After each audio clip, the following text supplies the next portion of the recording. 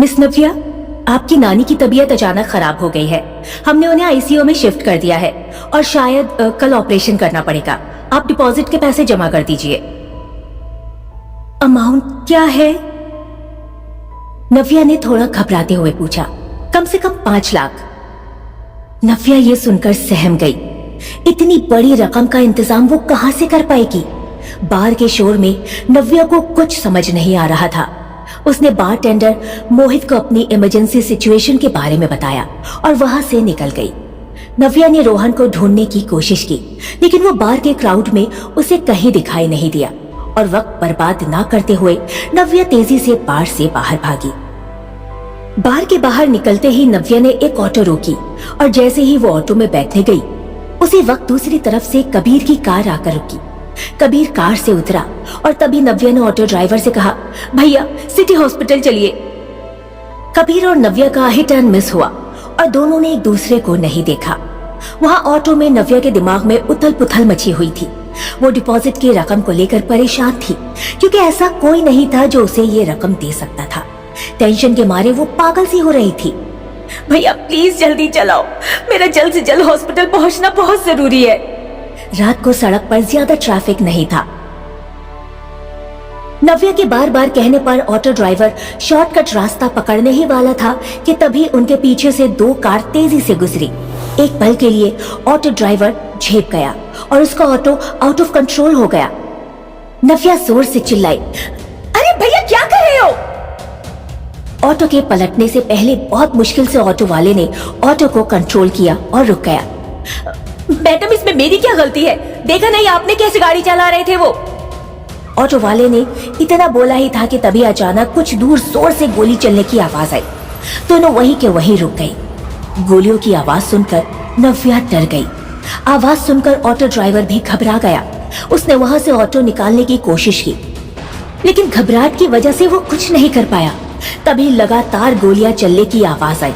Auto driver इस कदर डर गया था कि उसने नव्या से कहा, मैडम मैं ऑटो यहाँ से आगे नहीं लेकर जाऊंगा। गोलियों की आवाज लगातार आ रही थी। मैडम लगता है कोई शूट आउट हो रहा है, आप भी यहाँ से निकलो। इससे पहले कि नव्या कुछ कहती, ऑटो ड्राइवर वहां से ऑटो छोड़कर भाग गया। नव्या ऑटो से उतरकर ऑटो वाले को जाता देख रही थी। उसने उसे रोकने की कोशिश की, लेकिन ऑटो वाला नहीं रुका। वहां सुनसान जगह में नव्या रात के समय बिल्कुल अकेली थी। शूटिंग की आवाजें आ रही थी।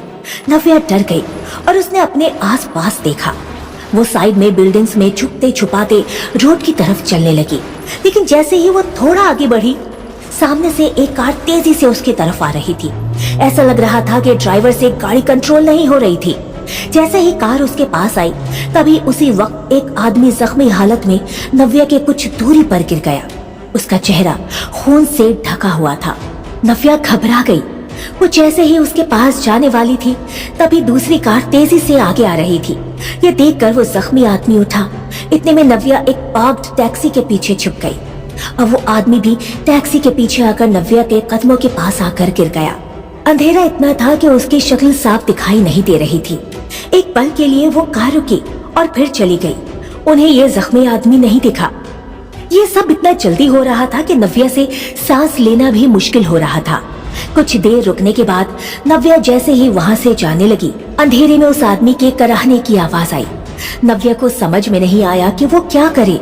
वो आहिस्ता से उस आदमी के पास गई और जैसे ही वो उसे पलटकर देखने वाली थी, उसका फोन बज उठा।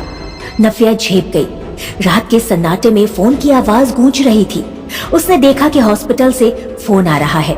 नव्या ने धीरे से फोन उठाया तो दूसरी तरफ से अटेंडेंट ने कहा, मैम आप अभी तक नहीं आई, आपकी नानी की कंडीशन बहुत क्रिटिकल है। नव्या ने धीमी आवाज में कहा, मैं बस आ रही हूँ। जैसे ही नव्या वहां से जाने के लिए उठी, उस जख्मी आदमी की टूटी हुई आवाज आई, प्लीज हेल्प मी। नव्या के कदम वहीं रुक गए। ये आवाज कुछ जानी पहचानी लग रही थी। नव्या डरते हुए उस आदमी के पास गई और जैसे ही उसने उस आदमी को नजदीक से देखा, नव्या के चेहरे का रंग उड़ गया। डर के मारे नव्या की चीख निकल गई, लेकिन वो चीख उसके गले में ही घुट कर रह गई।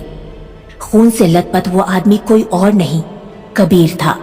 उसके राइट शोल्डर पर गोली लगी हुई थी और बहुत खून बह चुका था। उसके एक हाथ में गन थी। कबीर की आंखें बंद हो रही थी। नव्या को समझ में नहीं आया कि वो क्या करे। ये आदमी मेरी जिंदगी में बार बार क्यों आ जाता है।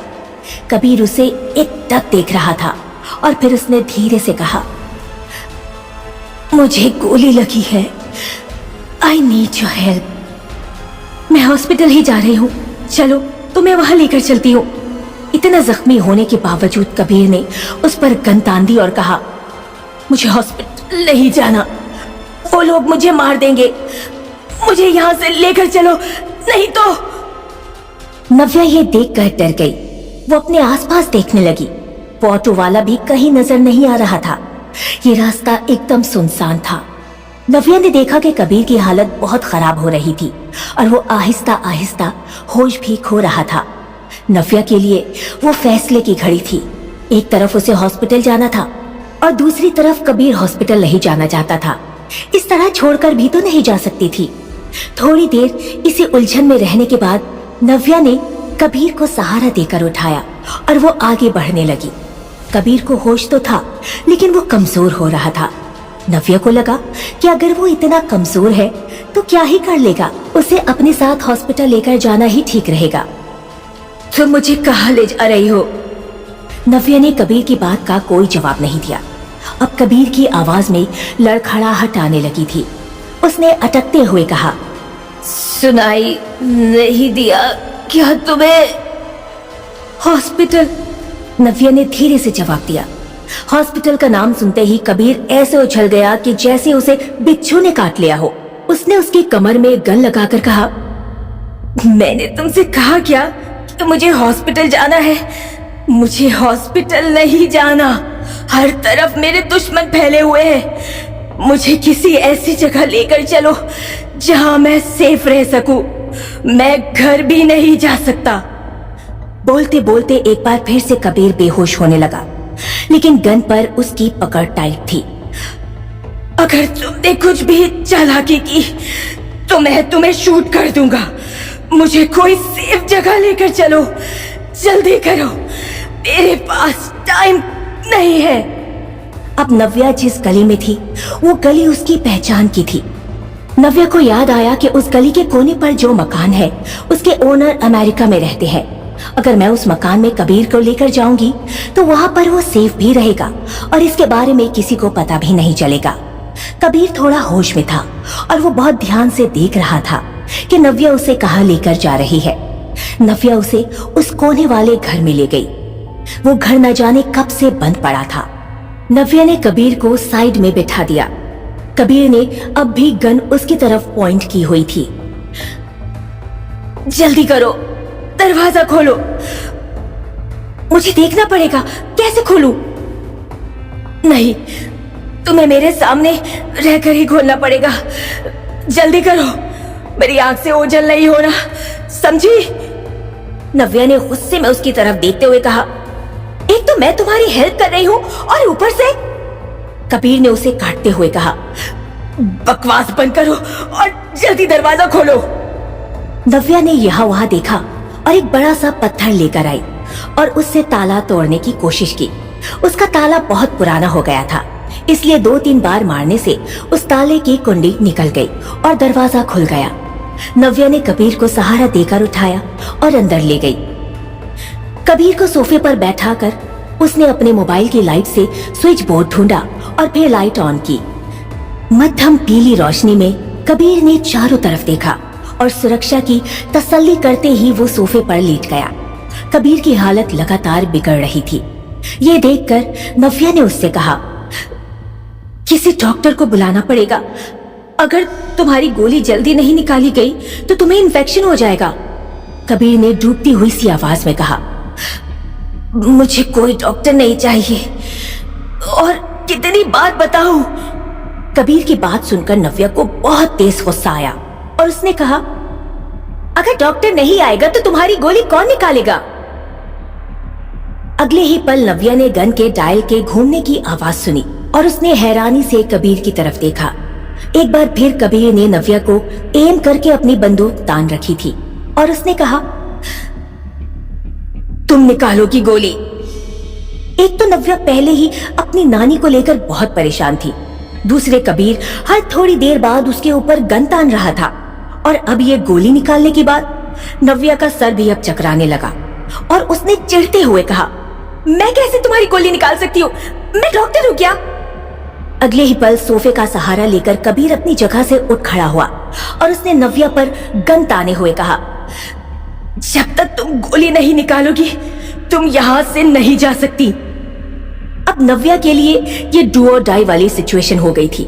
अगर वो कबीर से डर कर या फिर इंसानियत के नाते उसकी जान बचाने की कोशिश करेगी तो पता नहीं तब तक उसकी नानी की क्या हालत होगी। घबरा कर नव्या ने अपने चारों तरफ देखा, लेकिन उसे उस बंद घर में गोली निकालने के लिए कोई भी सामान दिखाई नहीं दिया।